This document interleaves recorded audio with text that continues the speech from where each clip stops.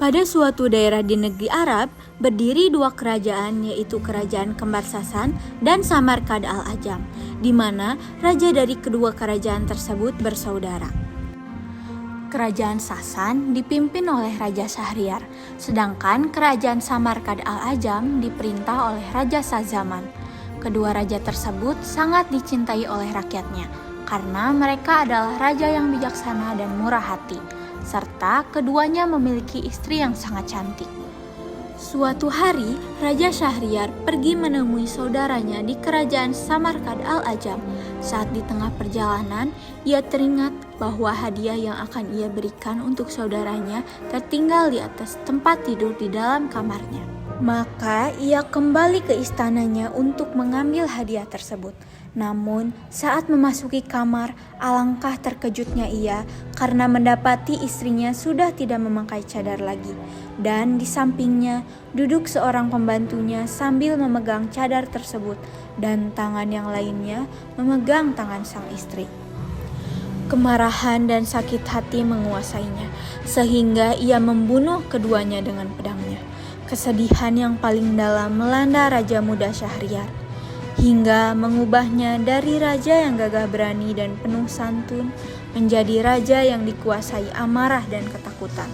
Kesepian yang ia rasakan setiap malam membuatnya takut dan teringat akan istrinya, sehingga ia akhirnya memanggil penasehat kerajaan dan memerintahkan sang penasehat untuk membawakan seorang gadis cantik untuk dinikahinya, sekaligus mengundang tukang jagal ke pernikahan tersebut. Aku akan menikahi gadis itu di pagi hari dan keesokan harinya, dan aku akan memenggal lehernya sebelum ia berhenti mencintaiku. Sang penasehat terguncang hatinya mendengar perintah tersebut, namun ia tak bisa berbuat apa-apa. Sang penguasa Sasan menikah setiap hari. Hal ini berlangsung selama 3 tahun. 1000 pengantin wanita, 1000 eksekusi, dan 1000 wanita hilang. Sampai suatu hari, sang penasehat tidak bisa lagi menemukan wanita muda untuk dinikahi raja. Hal itu membuatnya sedih, karena ia pasti akan dihukum mati oleh sang raja. Kesedihannya dilihat oleh putri tertuanya Syahrazad, dan kemudian ia berkata kepada ayahnya bahwa ia bersedia dinikahi oleh sang raja. Di tengah kebingungan tersebut, sang putri menghadap ayahnya. Ayah, terima saja lamaran sang raja. Aku tidak apa-apa kok. Aku yakin bisa merubah tabiat sang raja. Begitu kata putrinya. Walaupun dengan berat hati, akhirnya pagi itu sang penasihat menikahkan putrinya dengan sang raja. Keesokan harinya, saat Algojo datang untuk memenggal kepala Syahrazad, putri kedua sang penasihat Dunyazad datang menemui raja. Ia meminta izin untuk mengucapkan selamat tinggal kepada saudarinya. Dunyazad berkata kepada Syahrazad, Oh kakakku tercinta, betapa kami semua akan merindukan kau nanti. Tak ada lagi suara nyanyianmu, permainan sulingmu, dan terutama tak ada lagi cerita-cerita indah yang dapat kami dengar setiap malam darimu. Namun sebelum Syahrazad dipenggal, Syahrazad menyebutkan sebuah permintaan kepada raja agar memberinya sedikit lagi waktu untuk hidup. Kemudian raja pun mengabulkan permintaannya dan berjanji akan tetap membunuhnya di kemudian hari.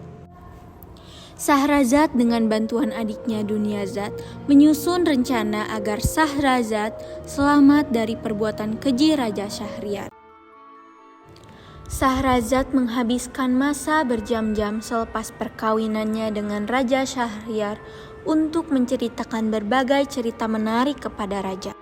Syahrazad amat bijak sekali, karena setiap kali waktu subuh, Syahrazad akan berhenti pada bagian suspen supaya Baginda akan menangguhkan hukuman mati atasnya, karena ingin mengetahui akhir ceritanya itu.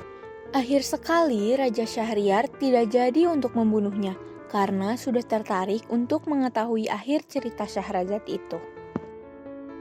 Kebijaksanaan Syahrazad juga dapat dilihat menerusi cerita-cerita yang disampaikan olehnya, sehingga membuatkan orang tidak jemu untuk mendengarkan ceritanya itu.